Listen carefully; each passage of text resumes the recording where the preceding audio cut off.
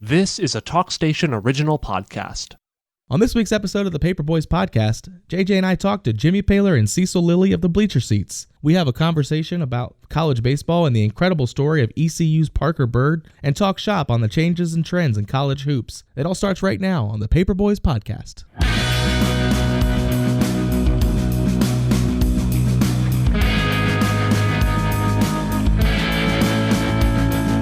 Hello and welcome to the Paper Boys podcast. I'm JJ Smith. And I'm Zack. We're reporters with the Carteret County News-Times. Today we are joined by two-thirds of the Bleacher Seats boys, Mr. Jimmy Paylor and Mr. Cecil Lilley. Thanks for being with us. Thank you for having us. Rodney Kemp has prior commitment. He wasn't able to make it. While the rest of the world is obsessed with college basketball right now, while they're zigging, we're going to zag, and we're going to talk college baseball because about a month ago, speaking of the sports world, it turned its eyes to Greenville, North Carolina, as a young man named Parker Byrd made his way to home plate. He walked to home plate, which that in itself was quite an accomplishment. 2 years ago, he had 22 surgeries on a leg that was eventually amputated, and there he was in Greenville for the East Carolina Pirates walking to the plate, and there is Mr. James William Paylor Jr. That's right. Calling the game behind the plate as an umpire. Yeah, so last year, at the end of last year, I made national news for another reason. This year, I made it for a good reason. So, yeah. So that's a previous Paper Boys podcast you can check out, by the way. Check that out. Yeah. So, yeah, JJ, and thanks for talking about this because it's a special moment. So, I got to give you the whole story. So, years ago, maybe 4 years ago, a guy by the name of Richard Bailey, who we all know, who played at East Carteret, coaches now at Scotland with Scotland Scots. Football coaches, yeah, there. That's another Paper Boys episode. That's another Paper Boys with him. We got them all. Him and Jeff Hewitt. I remember listening to that. Yeah. But Richard was a baseball player. Richard was a baseball player. He played football as well, and I don't think he played basketball for you. No. Yeah. So anyway, yeah. So Richard had reached out to me and said, "Hey, we like I said, we talk, me, him, Scott Lewis, and Al Harris. We text daily." So he had talked to me about this kid named Parker Byrd that was coming up through Scotland that was a heck of a baseball player. And then all of a sudden Parker commits to East Carolina. He knew I umpired East Carolina a bunch, so he was telling me about how good he was. He was like a nationally ranked guy. Oh my gosh, yeah, he was the real deal. I mean, he was going to be the real deal. There was talk of major leagues, right? Oh yeah. So anyway, long story short, I felt like I've been knowing Parker for years because of the connection with Richard Bailey. So when the accident happens, when the boating accident happens, and then, like I said, Richard reached out immediately and told us what had happened. So fast forward to the the fall games. Then Parker Byrd was there, and like I said, his leg had been amputated, and he was just sitting on the bench, sitting in the dugout. So I remember one day going up to Cliff and saying, "Hey, Cliff, I want to go introduce myself to Parker. We got a mutual friend who was his coach." He said, "Absolutely." I said, "Will he be receptive?" He said, "Yes, please do it." So between innings of a scrimmage game, I walked up in the dugout and introduced myself to Parker Byrd, and like I said, told him about that I had been following because of Richard and all this. So long story short, me and him had a connection right to start with. So again, let's fast forward to his, like you said, JJ's 22 surgeries, and he's back. It was a boating accident. It was a boating accident in Bath. In Bath, Bath Creek. Cecil's hometown. Cecil's hometown, yeah. Right. So you've probably been on that creek as a boy quite a bit. No. No? No. You were on a basketball court or somewhere, on a baseball field, or tobacco barn. Tobacco field. Yeah. Okay. So anyway, long story short, so Cliff and everybody says we're going to get him he's going to play. So I will say this, the artificial leg that he had, it is top notch. It is as good as anybody in this world has got, thanks to East Carolina Medical and whoever else, but it is unbelievable. So anyway, long story short, we go to the first opening week of college baseball, and I'm there working the first game of the night. I don't forget who they're playing, maybe Ryder. I think they're playing Ryder, and they jump out on Ryder pretty good. Like I said, I've got the plate, and matter of fact, the game was like, I think it was like 14-2 at this time. It's like the seventh inning, and this guy named JJC, John Jenkins Cowart, I think he's right fielder for East Carolina. He gets hit by a pitch, and all of a sudden the crowd goes crazy. They start screaming and cheering. I'm thinking, oh my God, we're getting ready to have a situation here. I'm thinking You know, why is East Carolina fans cheering because this guy got hit? I thought, you know, I'm getting ready to grab JJC and like, you know, go to first base, dude. What's up? You think the dugouts are going to empty? Little did I know the on deck circle was Parker getting ready to come hit. So the crowd was going crazy for him. Wow. So anyway, he steps up into the plate. I called the first pitch on him a strike. Then he proceeds to take forward. He walks. So all I could think about one time, I was like, Jimmy, please don't miss one of these pitches. There are millions of people going to watch this. Don't miss one of these pitches. Long story short, it was a touching moment. There was not a dry eye in that stadium. It was unbelievable. I went to Cliff. I went to Cliff after his at bat. The next half inning, he was making a change. And I told Cliff, I said, look, I've been around this game a long, long time. I said, that is the most special moment I've ever been involved in. It was touching. Yeah, Jimmy, and he didn't say anything, but Jimmy added to that special moment as being a home plate umpire. When Parker came up, Jimmy took his time writing the name on the scorecard, went and kicked some dirt off a home plate. You gave him time to have his moment and try to react to it. So you just handled that really well. Yeah, I thank you. And it was. I mean, it was a special moment for him, for East Carolina, for all college baseball. I mean, it's got to be one of the top moments of the year. Did you knew beforehand going in, obviously, that it was that was he was going to come up to bat? And all that? No. Okay. I was totally shocked. I mean, like I said, I had no idea when he. So long story short, let me go back to his at bat too. So Parker Bird, he gives me his name and number. You know, when they report in, he looks at me. He says, "Oh my gosh, Jimmy, it's you." He didn't know the whole time that I was. Wow. He said, "Oh my gosh, Jimmy, it's you." He said, "Thank God, I'm nervous as heck," or something like that. But yeah, just a special kid. Yeah. He really is. And I told Cliff later on. He might not ever make it to the big leagues, but I promise you he will be the richest man in the East Carolina baseball team just because of the opportunities he will have, because of motivational speaking or whatever he wants to do, he's going to have the opportunity. I mean, just a great kid. Well, we all love a good story, and I was reading in the AP story there that you had mentioned to him afterwards that was one of the coolest things you've been a part of in your almost 2 decades of 3 decades. 3, all going on 4. Yeah, the story said 17, 18 years. Yeah, that's what. Yeah, I told Cliff later, I said, man, you cut me short about 15, 16 years. So in 3 decades, that was one of the it's right up there. Yeah. But, that's a movie, isn't it? Could you make a movie out of that? How about it? Yeah. And like you said, he'll probably have. I mean, maybe he makes it to the majors, maybe he doesn't. But now he definitely has a story to tell. If you guys ever want him on this podcast, just let me know and we'll bring him on. Nice. Okay, in the studio. Yeah. But see, you mentioned the movie thing, and that's what's fascinating. I love about sports. We cheer for the big moments and the big buckets and the big home runs, but sometimes it's the stories of just getting up to the plate, taking a swing, and getting around to home that means as much as anything else. Quote unquote smaller stories. That's right, but those personal obstacles, overcoming that sort of thing. We love that. How many people will Parker influence? That's right. That have physical disabilities. Disabilities. That's right. How many kids? We can overcome this. We can do some things. We got a kid at Croatan that's totally deaf, right? That's right. And he's playing football. He's playing wrestles, and it would be really cool to see other kids inspired by it. Yeah. Hey, not only kids with disabilities, but adults like me and you, he's going to inspire. I mean, everybody. I mean, just everybody for sure. Yeah, like I said, just a great story, great kid, great family. Though I mean, Richard had told me about their family, and they're just good people. I mean, like I said, he had a big old alligator tear in his come down his face when he was hitting. So yeah, good story. According to the Sport News, he was the 76th ranked shortstop in the country the year he came out of high school. Wow. So a really highly ranked kid. It's pretty good. I was reading this MLB story, and they wrote about it. I mean, who didn't? It was written about everybody. And a reader emailed them and said, no, he was not the first Division I baseball player to play with a prosthetic.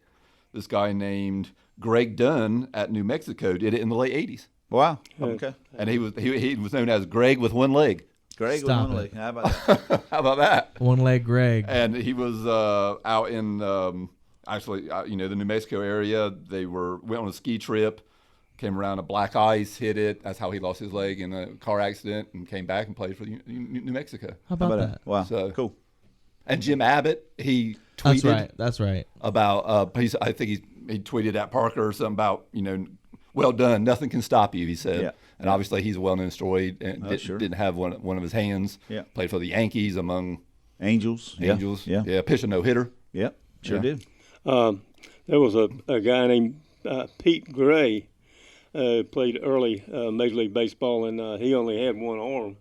And there was also a guy, his last name was Shepard. He lost a leg from being in the war, and he came back and pitched in the major leagues. And I forget who the opposing manager was, but he told his team before the game, he said, if anybody bunts on him, that's an automatic fine, and you're coming out of the game. Well, let's stay on the college baseball beat a little bit, because this is the hotbed of college basketball. And you think of North Carolina, you think of college basketball, you think of Carolina, Duke, maybe NC State now. We'll see. But college baseball, being Jimmy was involved in that game, and East Carolina is always good, I decided to look up the top 25 for baseball. Out of 25 teams in the country, best and the brightest, North Carolina has 7. North Carolina, yeah, okay. Just the state Yeah. of North Carolina has 7. It's pretty awesome. Duke is number 6. Okay. I don't think of Duke when I think of baseball. No, they just got beat by Clemson. They lost last weekend. They lost 2 out of 3 to Clemson, so they'll probably slide a little Okay. bit. But Duke's got a heck of a program. Wake Forest is 7. Unbelievable pitching. Clemson is 10. Yep. East Carolina is 11. Yep. NC State is 13. North Carolina is 15. Campbell is 21. And I got to give some props to the Campbell coach, guy by the name of Justin, who came who was started there as a assistant coach to the guy at Purdue now, and Justin has built a program at Campbell that is unbelievable. They got a great facility, so it would be easy to get kids to come there, even though it is in Bowie's Creek with nothing at all to do. So think about that. You got a great facility, but the life of the college student is nothing. Limited, very limited. So for him to do that at Campbell is good. But he survives off of the transfer portal. Recruits so really baseball's well. like that too. Recruits really well out of junior colleges and the transfer portal. Again, he'll get kids that are there that are 21, 22 years old. Juniors that are still playing. And like I said, he's done a great job. Great pitching staff. Does really good with the pitchers, but yeah, Campbell's got a good program. And Justin Hare. Justin Hare, that's correct. Yeah, Yeah. Justin Hare, yeah, that's correct. And if that wasn't enough, just 30 minutes over the state line, Coastal Carolina is 16th. Yes, yeah, South Carolina is 20. yeah. Boy, there's some baseball being played in That's North funny. I don't in think Carolina. in the college Carolina- baseball as a thing. You think of that as like Southeastern Conference, Florida, Arkansas. Yeah. Well, I just think basketball, predominantly. Absolutely. And I don't think of I don't look around. I guess if you think about it, the programs. Historically, East Carolina is always good. Yeah, they've been good. State's always good. Yeah, Usually, yeah. Carolina's always good. Yeah. But I think this is. I don't know. Is it usually like this? Do we have 7? So I wouldn't say 7, but with Wake being in the fold in the last 2 to 3 years, Okay. Campbell being in the fold the last 2 to 3 years, like you said, those 4 teams that you mentioned is good. Don't forget Coastal Carolina played in the College World Series or won the College World Series 5 or 6 years ago. That's right. So I mean they've got a good program. South Carolina's always got a good program. So baseball is in the Carolinas and strong. Even teams like Wilmington. Wilmington's favorite. Now that Campbell is in the what used to be the Colonial, now it's called the Coastal. Campbell came over to that conference. So, but prior to that, Wilmington has won been in one of the top 2 or 3 teams in the Coastal for the last several years. So, I mean, it's good baseball here. Well, let me ask you this, because you're obviously really familiar with who's playing, or at least to some degree, who's playing a lot of these teams. Are this homegrown talent? Are these people coming in from the state? No, it's not homegrown talent. It's a lot of recruiting. It's funny. So I asked that same question to Mike Kennedy from Elon the other day. I asked him about, because his third base coach was out on last weekend on a recruiting trip. So I asked him. I said, where is your main focus on recruiting? He said that his main focus on recruiting was for high school kids. And I'll check this out. Their theory. Their high school kids, they go up north to the Northeast. For junior college and transfers, they focus on down south in Florida. A lot of transfers from junior college. A ton of junior colleges and Division II and III colleges in Florida that they transferred to a Division I school. Why do you think these kids are enticed to come and play in North Carolina? Can't just be the weather. Well, I think the weather, the facilities are nice. Yeah.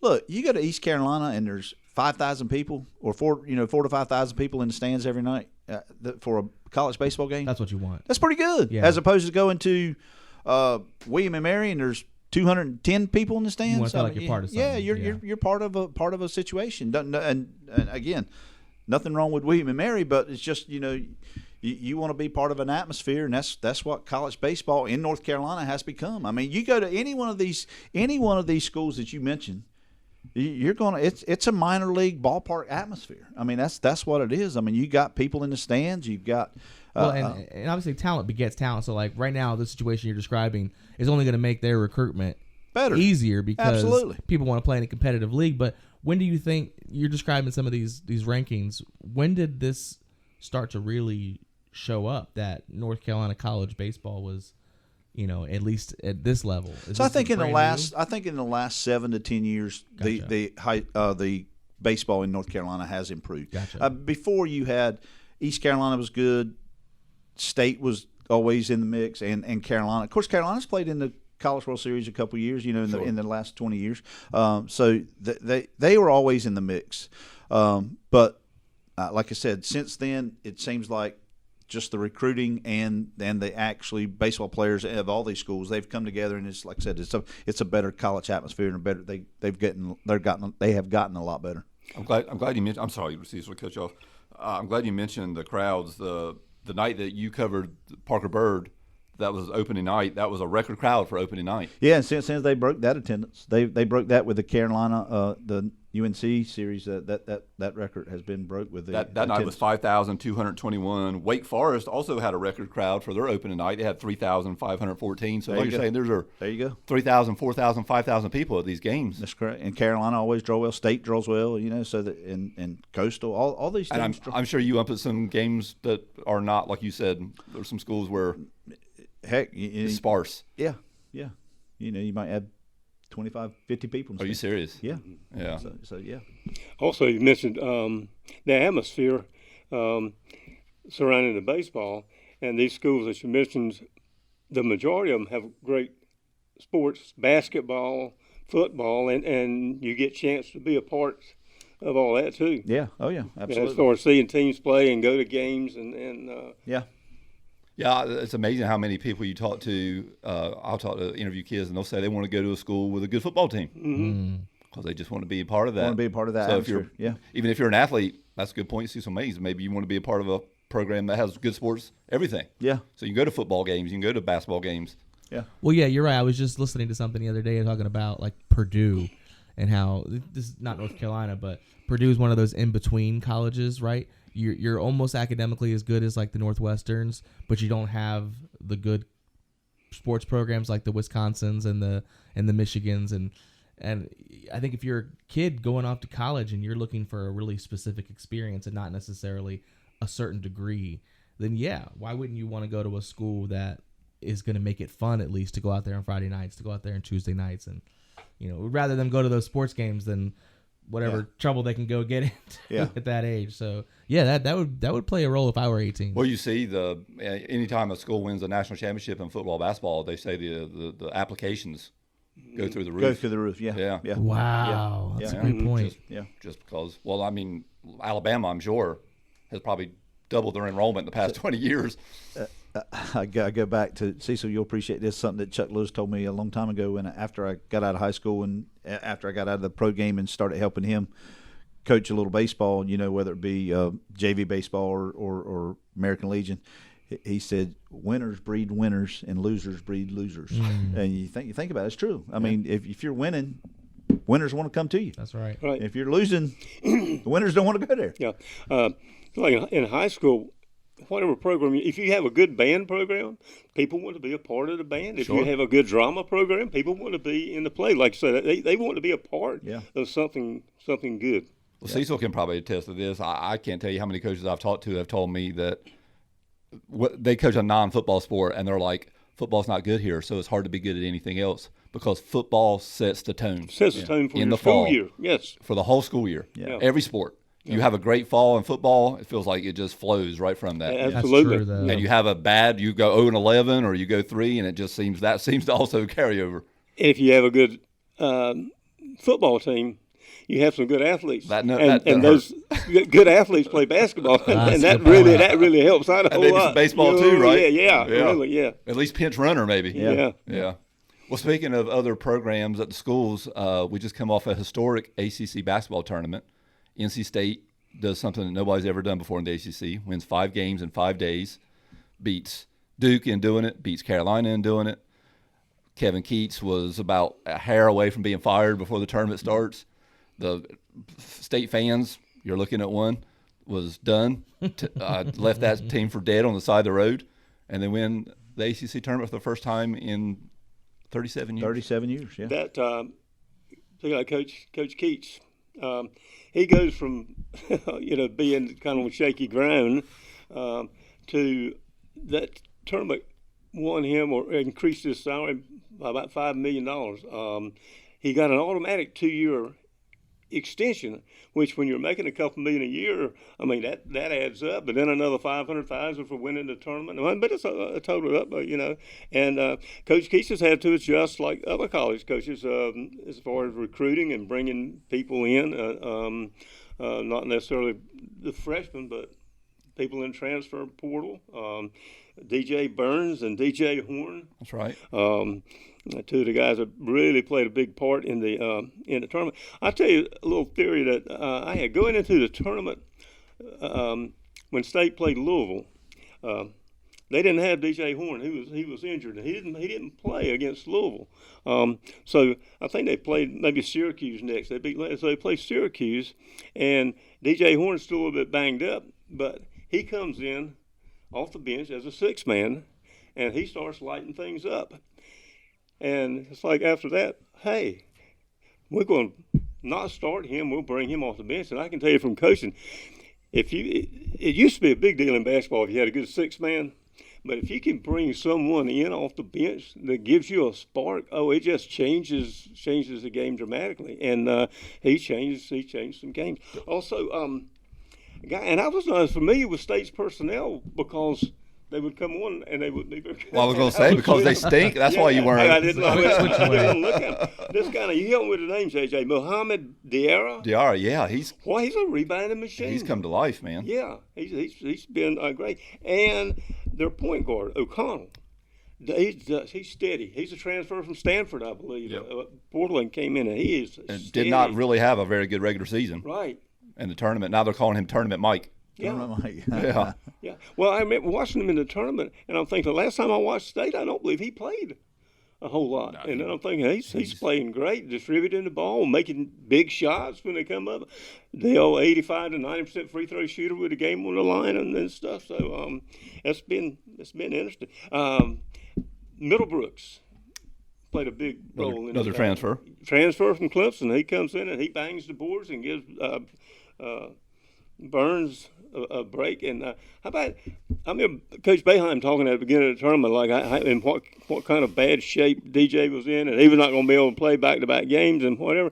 And he plays them five in a row. 5 in a row.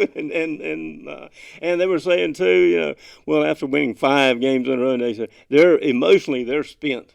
There's no way they can beat Texas Tech. Oh, they didn't miss a beat. They played great against Texas Tech. So. And they play Oakland next that beat Kentucky. So now I look forward to seeing that. How hard was that to take as a Tar Heel fan there, Mr. Paylor? Well, that Carolina alum and Carolina backers were able to give Keats this money, so he would stick around for another 5 years. Oh, so it was great for the. It was really regular good. Season has been pretty good. Yeah, he's been pretty good in Tar Heels. We thought it was a great sign that they got him. They got him back. You were all for that. Oh yeah, absolutely. Extension. We were all wondering, oh my gosh, is going to be Archie Miller coming in? Who's going to be? What great coach is going to come to State that ruined this record? I was telling Jimmy right over the ACC basketball is so much better when State is relevant. Yes, it is. It's been a while. I go back to growing up when it was the Big Four. It was State and Carolina and Wake Forest and Duke. and it was only about 8 teams in the conference, and all 4 of those were good, and it's just makes things better. It's amazing. Time is a flat circle. Nothing's new under the sun. I was reading about the '87 championship, and you talk about similarities. Carolina was undefeated that year in the league. Yes. They were number 2 in the country. Mm-hmm. State had a disjointed, disappointing season, this story wrote. They had lost at one point 10 of 12. And Coach Jim Valvano was struggling to find some answers. I mean, is there any more similarity to what happened this year? No. Yeah. Yeah, it's great. Yeah. And State had some injury problems that year, and guys came back healthy. And even Coach Valvano, he had some health issues during that season, and whatever. It looked really bleak there for a long time. That was the Kenny Smith, Joe Wolf era, yeah. Popson. Yep, Dave Popson. J.R. Reed. J.R. Reed, yeah. Yeah. Kenny Smith broke his arm that year. Broke his wrist. Broke his wrist, yeah. And beat by the likes of Vinny Del Negro and Chucky Brown. Yeah, awesome. All right, that's great. Good stuff. Enough talking about Jimmy's that. like, we don't have to talk about this too much. Well, as a State fan, it was a magnificent tournament. You get to beat Duke, you get to beat Carolina. Beat Carolina in the final, it wouldn't have been any more special beating Virginia or Louisville or Syracuse. But what also made it special is that ACC tournament is the end of the ACC as we know it.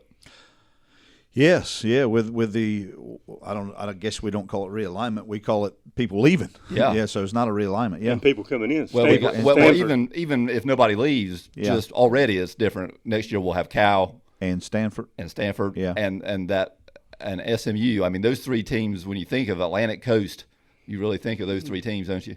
No. So they said next year, they moved the basketball tournament this year to Washington, D.C. to make it a more centralized location. So next year, I guess it's going to be where Texas, Nebraska, somewhere maybe. Dallas. Yeah, somewhere in Oklahoma. Who knows? One of the best lines I ever heard was when they added Louisville, and some guy on tour was talking. He said Louisville to the Atlantic Coast Conference. He said, "Man, this coastal erosion thing is getting way worse." It's getting a lot. So he didn't know what was coming, did he? Yeah, really. Yeah. So you got that, and that alone means the ACC, as we know it, is just next year it'll be different. Yeah. It'll just be different. And now you got Clemson, who is talking about, exorbitant exit fees. And if you're complaining about exorbitant exit fees, you probably aren't looking to stick around, are you? No, probably not. And you're talking about, I mean, that's a lot of money to get out of the $560 million, I think, is what. And now maybe that's what Florida State when they drew had. that up, they thought like, we'll make it 500. That way, nobody will ever think about leaving the conference. And then, maybe that's not that bad. So I read maybe a week or so ago that $560 million was equivalent to 6 seasons for Clemson football. Yeah. How about that? That's a lot of money. The ACC countersued in Mecklenburg County, and the move comes a day after Clemson sued the ACC in Pickens County, South Carolina, challenging the grant of rights and a $140 million withdrawal penalty. So that's the penalty for withdrawing from the ACC. Wow. $140 million. And Clemson says, we don't want to pay that. We want to, I'm assuming they want to head south. Yeah, Join sure. the Southeastern Conference, which FSU was probably wanting to do too, I'm sure. Yeah. So I think, those two would, and who knows? Might be Carolina might not be far behind them. Carolina. I mean, you Big read Ten. the Big Ten. You're talking Big Ten and Big Ten and SEC both. I think that any conference would be glad to take on North Carolina, whether it be the Big Ten or Big 12 or the SEC. Like I said, again, talking about the ACC. These other conferences, the Big Ten has gotten stronger, and Big Ten was really Big East and Big Ten was really strong in basketball, and like I said, the SEC has gotten so much better in basketball in the recent years. So it's almost like these other conferences has stepped up, and maybe ACC got a little stagnant and didn't move forward. For sure. Yeah, didn't Proactive. Wasn't very proactive in their. But when it all comes down to this TV money, the network, the Big Ten network, and the SEC network, and of course the ACC has a network as well. But I don't think the SEC network is as strong as the Big Ten network and the SEC Nowhere network. near as lucrative. It's nowhere near. No. More, and the NIL deal that makes it a different ballgame landscape as far as getting players and keeping players. Absolutely. Because I hear Saban in Alabama talk about you have your meetings with players and talk about what's going to happen next season, and all they want to talk about is how much am I going to play and how much are you going to pay, and if it don't work out, well, I'm going to transfer. So And it's all football driven. All football driven. Jimmy mentioned money. Just a couple of days ago, College Football Playoff and ESPN agreed to a new 6-year, $7.8 billion contract. Wow. That's crazy. Almost with a B. yeah, I'm glad Cecil mentioned that. Make sure people heard me right. Not an M in there. Not a meal. A bill. A B. B. A big B. A big bill. A big bill. $8 billion. So when Clemson says they want to, get out of the ACC, it's because they want that money. They want that money. You want to get in the college playoff because that's where the big money is. And college football is going to end up not killing college basketball, but it hurts college basketball a lot because you're going to lose these regional rivalries. Yes. Who knows? We might have Jimmy, you said Carolina might move. It might be a time when Carolina State will play each other. Yeah. Oh, yeah. We'll play a non-conference game. Or have to play in November. In November. One non-conference game. Or Carolina Duke. Who knows? Yeah. I mean, you could be looking at an Atlantic Coast Conference in 10 years where Carolina's not in it and State's not in it, whatever, and you'd have schools like Wake Forest and Duke, or private schools would probably stay there. Maybe East Carolina, Appalachian State would be in the ACC. But, well, Zack and I were talking about the other day, why don't they just, when it comes to football, they'll say, okay, you're different. Forget conferences. The entire country is a conference. You're just college football. Just Notre Dame it up. You're Notre Dame. Yeah. If you're Carolina, make your schedule whoever you want it to be. So it's been talk for the last several years that the NCAA will eventually cease to exist. That will dissolve, and then maybe you do have that situation. You'll have to come up with brief contracts that say that this school will definitely play that school. We'll play you for 4 years. Because otherwise, if I'm the TV rights people, I want some assurance. No doubt. Right. Well, that happens. That happens now. Yeah, that still happens now. But the contracts are too long. They're like for sure 10 years for these conferences. And right. if it's going to be individual schools, then it needs to be like a set, market contract. You have to play at least these teams. That's right. From a group of 20 right. Everything or else can flux as. Right. This team program drops off, or this program rises up. If you're Notre Dame, you got to play Michigan State. You got to play Michigan. You got to play Ohio State. Yeah, we should still have the flexibility the NFL has to elevate games, or maybe even, elevate matchups based on how that's going this year or how it's expected to go. And we're going to lose the regional stuff. We're just going to. Sadly.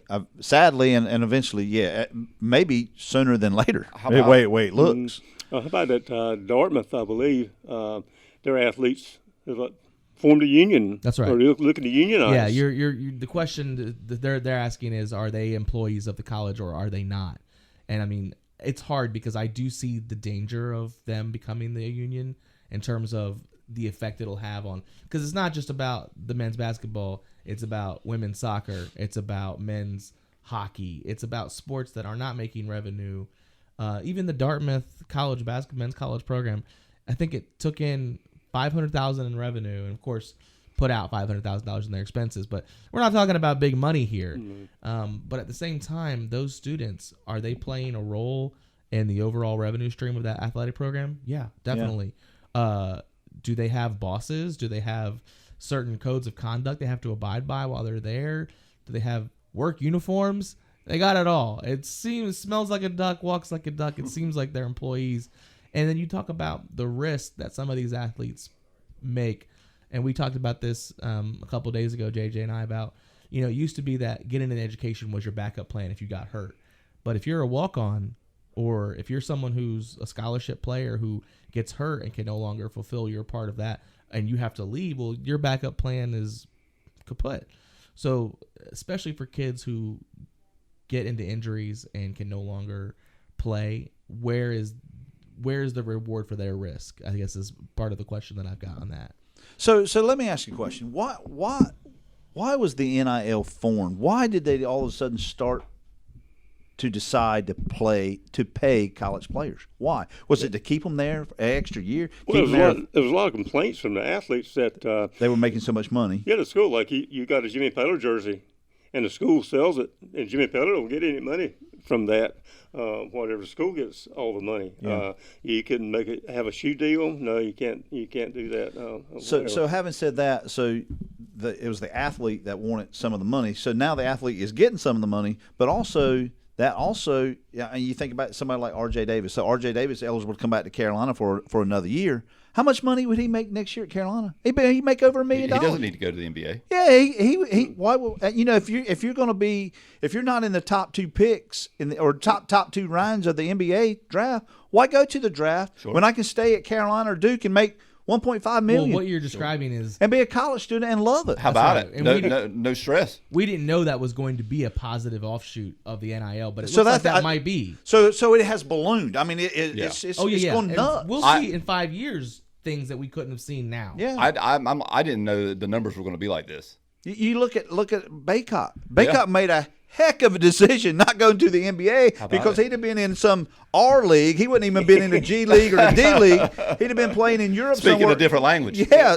And now he stayed at Carolina making $750,000 for his last year. Yeah. It's just easy decision, wasn't it? Easy decision. Well, it's been going on. We act like this is recent, but this goes back to Ed O'Bannon for UCLA, those That's Final right. Four teams. Yeah. And he was watching, kids play, So that the big thing he's talking about is the video game. video game. He's like, wait a minute, that's my face. That's Yeah. my So my that name on the back video- of my jersey, and they're selling that game, and I'm not getting anything for it. What's going on here? And so the issue though is that Ed O'Bannon didn't sue UCLA; he sued the NCAA. That's right. However, who's footing the bill for what he won? It's not the NCAA. No. It's the individual. Now it goes back to schools. the schools. That's So that you asked why.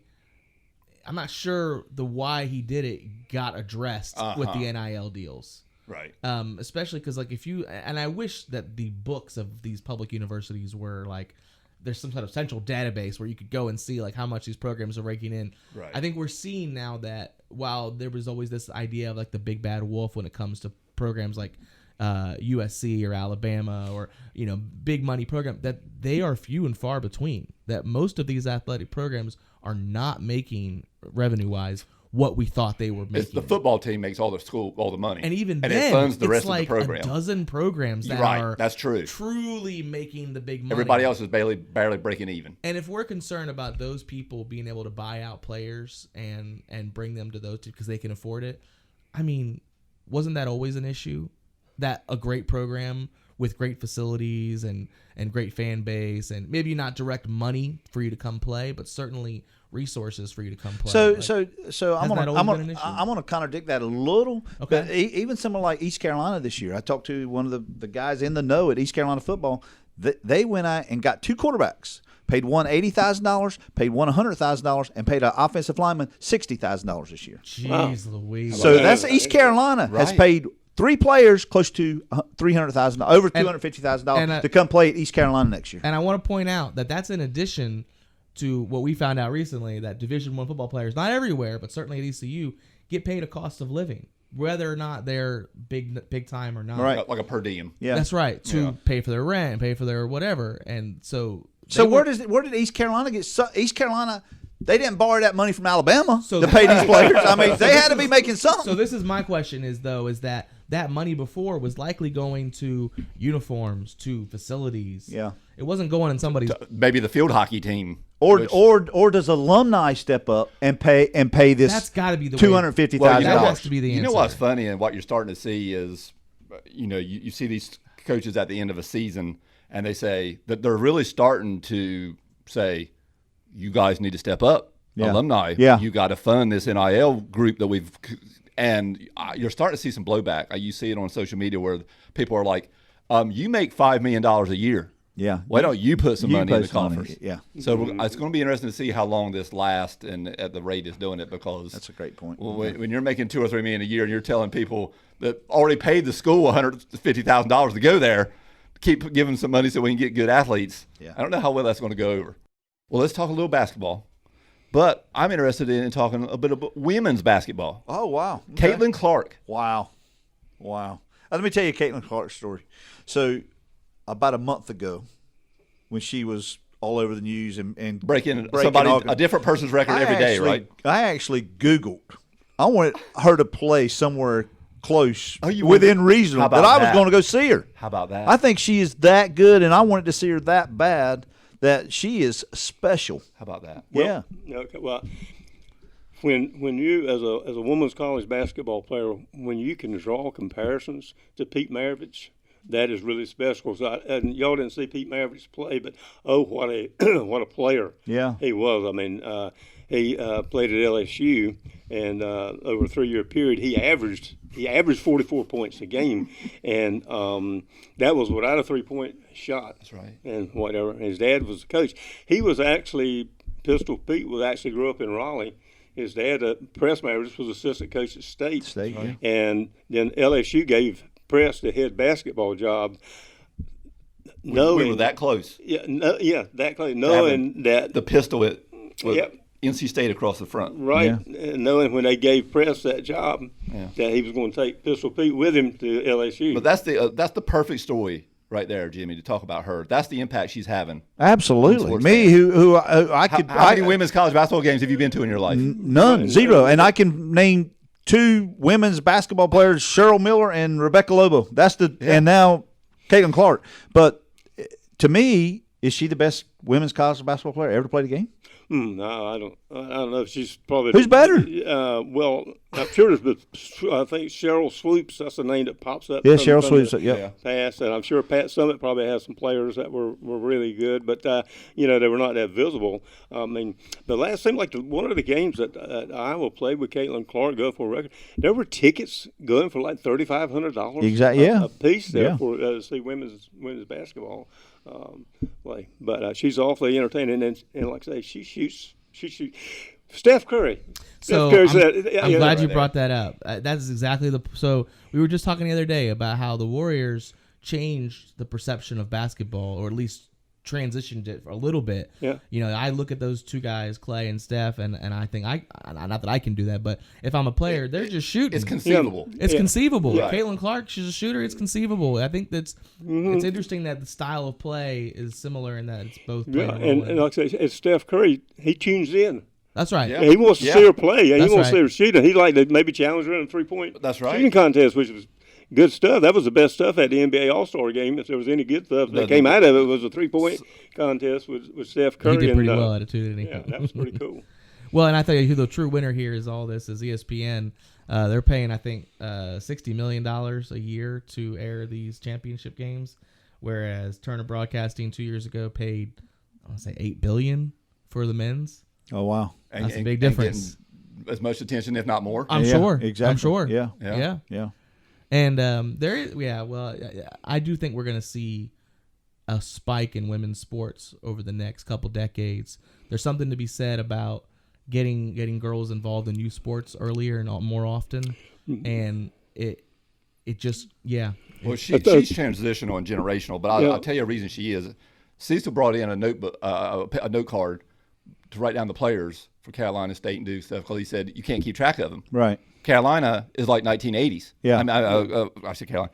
Women's college basketball is like 1980s. Or You they- get to know somebody for 4 or 5 years. They stick around. That's Yes, right. that's what I was going to say. Kind of stuff in college basketball now, guys that play 1 year, 2 years, they're going. The level of play in the men's game has gone down, where the level of play in the women's game has gone up because they come in and they stay 4 years and they're coached. You got Dawn Staley at South Carolina and coaches like that. They coach them and they get better and better. They got nice shots. The game is good and it's entertaining to watch. Absolutely. Yeah, Clark is tough. She's fun to watch. She's handled everything in the right Right way. in, yeah, and her teammates love her. Yeah. They love her, and she's just an excellent teammate. Yeah, they how said. important is that? Yeah. The person who is having this impact is also doing it well off the floor. Wonder what her NIL money was, if any. I would imagine it is. Had to be It's something. a This lot. had to be something It's this a last. lot. Yeah, I mean, I think she's up close to $1 million. think so. Yeah. What she makes. Yeah. I think she's on State Farm commercials. Yeah, Yeah. Yeah. Good. Yeah. And I think Good for her. Though. I mean, well, why Yeah, not? yeah, Yeah, great. great. Good for her. Yeah. I'm and if college basketball is going to follow this route of NIL and transfer portal, and you're going to dilute your fan base a little bit, who's like, I don't get to know that kid anymore. He's in and out and in and out. I'm going to turn my attention to this. Yeah. Which is filling this vacuum here where Sure. I want to get to know somebody. I want to root for the same kids 4 or 5 years in a Well, row. and I wonder what role betting will take in this, because there are going to be people who are going to pay more attention to it because of that now than they may have in the past. You know, there might be a minus 20 game or something with Kalen, and you put $5, $10 on it, and now you're tuning in more than you were before. And I just So that's a whole different podcast to talk about. But I'm telling you that you're going to see issues.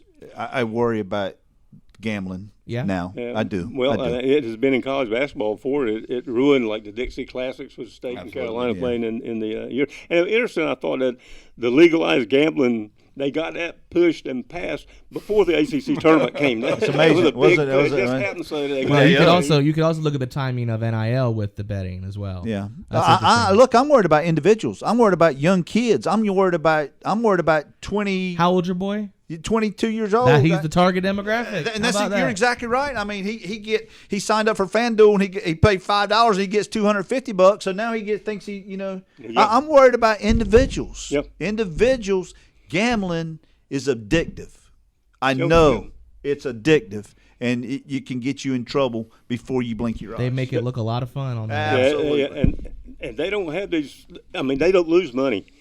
That's the reason they they're in make business. No, money. not at all. Hey, look, They look, make House money. wins. Come on. When I was in the minor leagues, you'll appreciate this. When I'm in minor leagues, there was a 3x4 poster in every locker room giving articles about gambling, against gambling, section in the whatever bylaws of baseball. You will not gamble on baseball. It was big 35 years ago, so imagine what it is today. Yeah, and I was just reading today about the Otani deal with the $4 million being gone that his interpreter lost. And about he knew nothing about it. Yeah, he didn't know anything about it. Imagine they still it. have those signs in there, and they meet with the players every year and tell them you can't do Absolutely. this and this and this. And if you do that, you're going to be suspended. And if if you don't have integrity in sports, if I can't watch Wake Forest and State play and believe that the outcome was determined by the players on the court, you lose everything. in sports. Everything. Yeah. What is Pete Rose thinking about all this, you reckon? He's probably sitting back laughing, thinking, You think I was well ahead of the curve? I was wasn't I? way ahead of the curve. Yeah. So all this is fine now? Well, that's like the NIL everything's thing. good Are we now. going to let Reggie Bush get his Heisman back? Or There you go. Yeah. Yeah.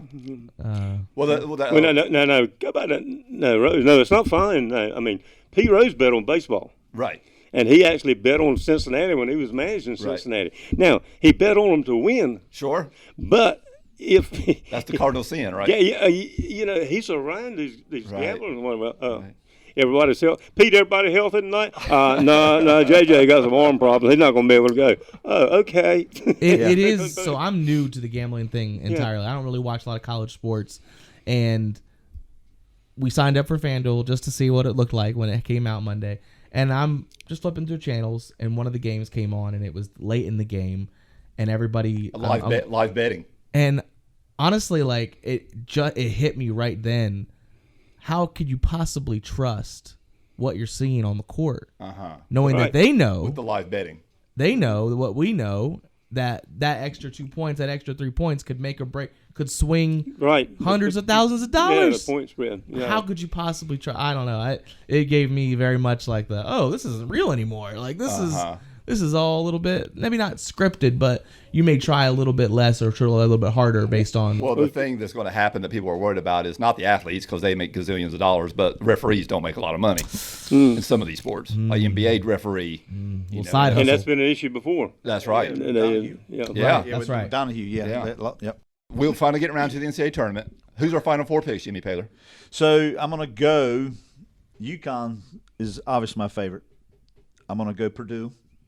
This breaks my heart to say, but I'm going to have to go Arizona. Wow, Caleb Love. I'm going to have to go Arizona. Isn't that going to be a great matchup if that happens? And then Houston. Okay. And but to me, Houston and UConn have been a step above all year. It's almost like, man, they really get after it. When they get on the floor, Defense, right? they go at it hard. And I'm not a Hurley fan. Gosh, I don't like Hurley. Can't stand the match. But, boy, he can flat out coach. Can't Well, he's been around it all his life. His dad was a high school coach, and his brother Bobby was point guard at Duke, and his basketball knowledge and savvy and whatever. I was telling you, it's a battle as Big East games. It makes it almost uncomfortable. It's like the old '80s Big East. Yeah. I feel like there's a fight going to break out. Georgetown, and St. John's or Villanova. Let me throw in a sleeper. This is who's your championships? I got. I'm gonna go Purdue, UConn to win. Okay. Let me throw in a sleeper. Okay. Creighton. I like Creighton. Oh, they're out of Big East. Big East is tough, man. They're fun. Yeah, It's a lot of good basketball. Yeah. But I think Creighton could hurt somebody's feelings. Okay. Nice. Yeah. All right, Mr. Lilley, who you got? Okay. UConn, Carolina, Houston, and my sleeper, Marquette. Keep your eye on Marquette. They've got their star guard has been injured. He's back, and their coach Shanka Smart is one of the best basketball coaches in the country. Used to be at VCU. That's right. VCU. VCU. He took them to the Sweet 16 or Final 8. Final Four was grade 8. Grade 8, maybe. I don't know. Maybe it was Final 4. That's great. See, so I didn't think about that. Yeah. Or was it Butler? No. He took VCU. Yeah. He took VCU. He left VCU and went to Texas, and that didn't work out in Texas. And he's come back to the Big East there at Marquette. But he can flat out coach. So JJ, before we get you, I got to throw this at you, and you're going to love this too. Okay. And I know it's going to upset what you just said with your Final Four, but Carolina's in for a heck of a matchup with Michigan State, and I think so. It's going to be a tough game. That's a tough game. Michigan State, and you said if it gets to Carolina, Arizona, I watched Arizona earlier this year when they played Duke, and boy, they're good. They're good. They're but you can't write that, right? Caleb Love versus Carolina. It'd be a heck of a matchup. But look, let's talk about that for a second. How big a cancer was Caleb Love when he was at Carolina? You didn't like him? No, he had. Look at the difference that they've made. They act like they enjoyed it playing the game now. Last year they were miserable. Is it going to hurt? He has a buzzer beater and knocks out Carolina. Yeah, of course. Elliot, of all people, Elliot could even being a freshman, he makes a big positive difference in that team. Frees Davis up where he can do some things. Now, I want to talk about Caleb Love. I understand he was going to Michigan. He was going to transfer to Michigan. Right. They wouldn't accept his credits. But he goes to Arizona, and they say, "Fine, come on in, come on in. You're okay. Not a problem. You're okay." Some schools are different than others, huh? Yeah. JJ, what you got? I'm bored. Oh, who's your championship? UConn. UConn. Who they going to beat? Did I have Houston in Final Four? Yes. Yeah. Houston. Yeah, you had Houston. Yeah, maybe Houston. I don't know. Houston got beat badly in the. But they weren't healthy. They weren't healthy. They weren't healthy. Their coaches from Western North Carolina, Kelvin Sampson. Yeah. Okay. Yeah. The state fans will tell you that's who they wanted on a couple of occasions. Sure. Yeah. Sampson, but there was some off the court kind of stuff. Yeah. Cecil makes a good point about Marquette. That their region has opened up. Yeah, because Kentucky got beat. State beats Texas Tech. I mean, that's 11 and a 13 playing on the other side of them. So when if Marquette wins, that's who they get to play, 11 or a 13. I was boring. I went 1-1-1-1. Wow. Okay. No, nothing off the cuff. And then I've got UConn beating Houston. But my second round and my Sweet 16, my grade 8 is littered with 12s and 13s and 11s. So I kind of did a little bit of both. I kind of had some fun with some upsets, but when it came down to the nitty gritty. Who's your sleeper? Who you got going? Who's your 10, 11, 12 that you got going farther? I loved, which is the one I love the most? New Mexico. Yeah. They're playing the Lobos. Yeah. New Mexico with Richard Pitino coaching New Mexico, Rick Pitino's son. I liked Sanford. They really almost should have beaten Kansas last night. Controversial Boy, call. that was an awful call. A great block. That was an awful call. Yeah. How about Tennessee? Tennessee looks good. They're capable. They're good because they play good defense. They play good defense. Yeah. Grand Canyon, that's a sexy 12 pick. Wow. Yeah. Charleston is a 13. Yeah. I was starting to look at the Charleston coach when I thought Keats was going to. Thought he might slip in. He's a good coach. Let's bring him to Raleigh. Yeah. The Grand Canyon, is that what? The Antelopes. Yeah. They kind of just came out that from was like nowhere. An online school. That school it's less than 20 years old, is it not? Yeah, they're really good. But now they got like the biggest. They got like one of the biggest campuses. I mean, it's Yeah. like I said, they got a baseball. They got all kinds of programs now. Got all kinds of basketball players. Yeah.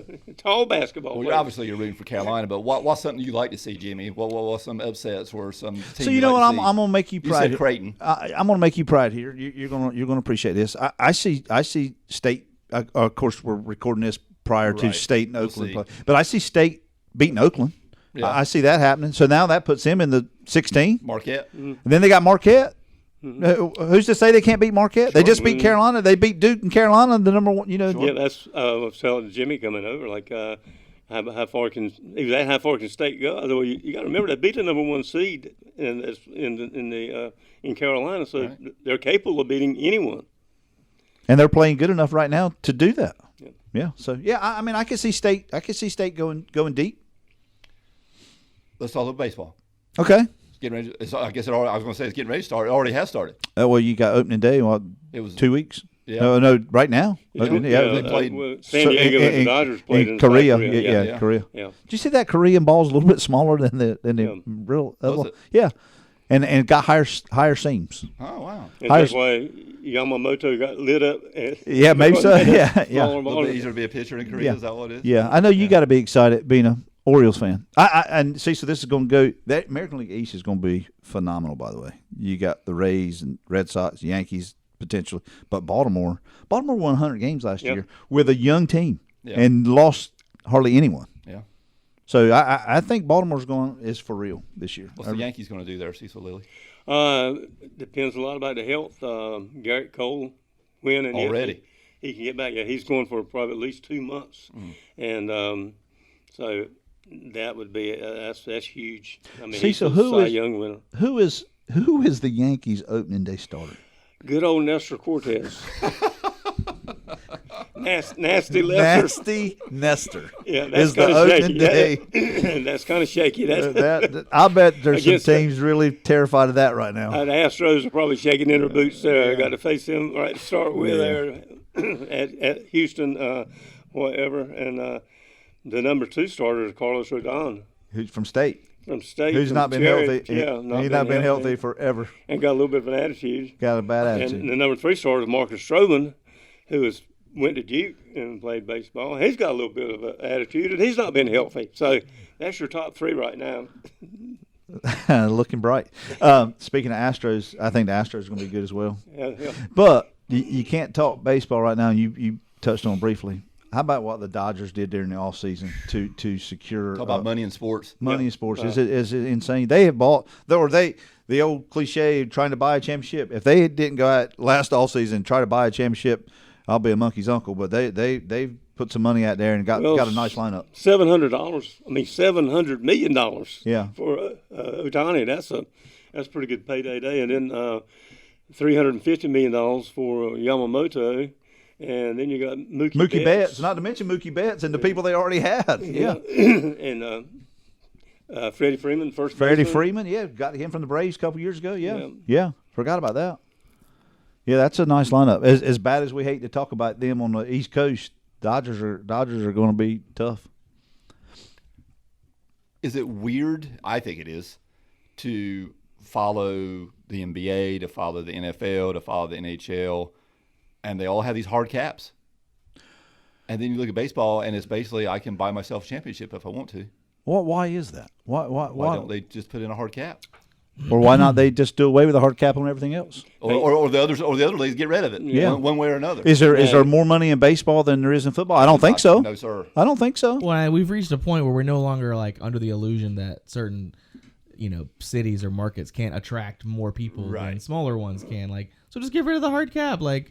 Let the super teams take over. Yeah. I guess Oakland would probably. Oakland would probably argue that you can buy a championship and you can't buy one as they move over to Las Vegas. Well, exactly. Baseball doesn't have a cap, but they have a luxury tax. If you spend, That's right. and then you had to spend like 110% That's right. more than that. NBA kind of has that too. Yeah, but I like the luxury tax where the Yankees are helping out Milwaukee. Is that correct? Mm-hmm. To a sense. Well, if the They shared everybody, revenue. Yeah, shared with a shared revenue and stuff like that. So therefore, you still keep your small team markets that can be competitive because they still got money coming in. But I don't know. I think baseball has got it. The salary cap in football and the NBA and it is just so daggone complicated. The average fan. No. And I'm a football fan. You know that. I don't understand the salary cap. Well, what's dead money and what's not dead money? Well, me and Jimmy are Cowboys fans because we're born stupid, I guess. And we're every day texting each other complaining about we ain't signed nobody. Meanwhile, people like Philadelphia Eagles, they're getting everybody. They got a list as long as your arm of people they signed this offseason. And we're like, how do they have all the money and we don't have no money? Yeah. Yep. Meanwhile, Zach Nally's over there like, I don't care because Panthers ain't signing. They're losing their best player every year. I feel for the Charlotte Observer Panther writers right now. Like I saw a headline of winners and losers in the Panthers like off season. It's like, dude, they're all losers. Who are the winners? I mean, I want to share a baseball story with you. Go for it. In comparison to how things have changed, with Major League Baseball pitchers now starting pitchers, if they go 5 innings, I mean that's a long item for them. In 1917, this guy named Ray Chapman was a pitcher for the Cleveland Indians. My buddy Lee Everett said this to me. He had pitched 8 2/3 innings and was 1 out away from a complete game, and there was a thunderstorm came through. He got struck by lightning. Oh wow! Knocked out, unconscious or whatever. They went to the mine. They get him straightened out, and he finishes. He finishes the game. Got the third out. He got the third out. 3 weeks later, he pitches a no-hitter. And you're watching games a day, Cecil, when he can't make it past the 5th They inning. came in and he gets struck by lightning and jumps up and finishes the game. He was also, I don't know if y'all know this or not, probably not, but up until 1920, the spitball was a legal pitch in baseball. Was legal. Legal. And, Okay. and he could throw a spitball. And it was so unhittable that they outlawed it in 1920, and there were 17 pitchers that still were throwing it, and they signed those 17 pitchers, and they let them throw the spitball until they retired. The last legal... So they got grandfathered in. Yeah, they got grandfathered in. The last legal spitball pitcher was a guy named Burley Grimes, and supposedly there hasn't been a spitball pitcher since then, although some I of wonder them when the got last it. spitball pitch was thrown. Yeah. Gaylord? Gaylord, yeah, Perry. yeah. He's doctored up. Because now they check you at the end of every Oh, inning my you God, come in yeah. and whatever. All right, I got 2 for you, Cecil. And Rodney would love these. I wish Rodney was here because he loves all this history and stat stuff. Here's 2 interesting stories going into this season. Mookie Betts is moving from the outfield to shortstop. Yeah. Only one player in Major League Baseball history has started 100 games at shortstop in a season after winning a Gold Glove in the outfield. Do we know who that is? He was a New York Yankee in 1968. Tom Tresh? Look at there. Tom Tresh. How about that? That's a Telling you what. Betts, It was switch hitter. Who's going to be the next Mickey Mantle? He's a pretty good player. Betts but has won 6 Gold Gloves in the outfield. He can also become the 5th player in the expansion era, that is since 1961, to primarily play shortstop in a season for the first time in his career after turning 30 years old. wow. People, that doesn't seem like a big deal when you're watching Little League. Somebody's moving in from outfield to shortstop. Major League Baseball, that's a big deal. That's a big deal. Yeah. Yeah. Big deal. And I like the drama with the Yankees because Cecil can probably tell you there's usually some drama with the Yankees. They got a leaner and meaner Giancarlo Stanton. Yes. So you talk about a hostile work environment. He did not have a great year last year. As Cecil, I sure could give you the numbers and tell you all about it.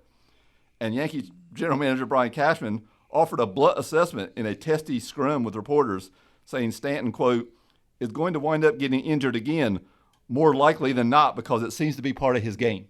Yeah. That makes for a little bit of hostile work environment, doesn't it? That's your GM calling you out. That's your GM saying you're paper mache, I guess. Yeah. Yeah. You need to stay healthy. You think he sticks around the Yankees there, Cecil? Well, they owe him a lot of money. It's a lot of money. See, they got Derek Jeter when he was with the Marlins there. He kind of fleeced the Yankees on that deal, allowed him to take Giancarlo Stanton because he just hit 59 home runs the year before. Yeah. But he hasn't. And then last year he hit 191. Went 109 and didn't look good doing it. Hey, but it was a solid 191.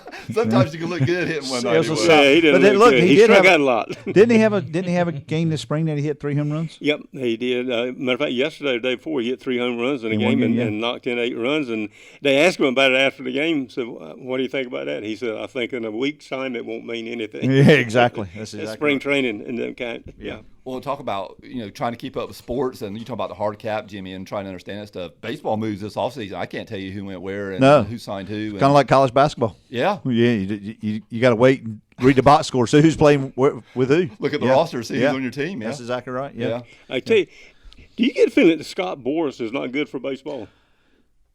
When a team is negotiating for two players and that agent is the agent for both of those players, what's good about that? No, that's not good. If I'm talking to you and JJ about coming to play for me and I got to talk to Scott Boras about both of you, that's not good. I don't think it's good. I think Matt Snell, when you get a contract, I know the Yankees offered him 5 years or 6 years, $150 million. And he turned and I said, don't take that. Yeah. We can do better. And now he's signed for $33 million a year with opt-outs after the first year. So he might get $66 million, but he can opt-out. Well, I can do the math. $66 million and subtract that from $150 million. There's a lot of money left on the table there. A lot of money. I'd be upset about that. Yeah. But you wouldn't be upset about making $66 million, would you? No, I wouldn't. 66,000. Yeah. World Series champion, Jimmy Paylor.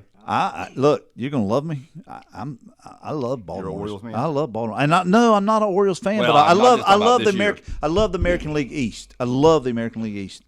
And obviously I'm a Yankees man. I love the Yankees. Love the Braves. I think the Braves gonna be good too. But I think I would love to see Baltimore win. I tell you, a good World Series would be the Atlanta Braves and the Baltimore Orioles. Boy, that'd be something. Well, North Carolina would love that. That'd Wouldn't be a it? good series. Half the Yeah. state's probably Orioles fans. The others, well, I should say half the state's Braves fan. The other half is Oriole fan. Right? Yeah. Who's your World Series pick, Cecil? Atlanta Braves. Wow, good for you. They won Cecil. 100 games last year, and I think they're better this year Yeah. than they were last year. So, Yeah. yeah. I'm gonna go with the Phillies Wow. because when the postseason rolls around, they take it up a notch. They do. They do. Well, thank you all for coming in. As always, this is the third time for the bleacher seats, minus Rodney. Rodney, we missed you. Hope you could have been with us. Wasn't able to make it.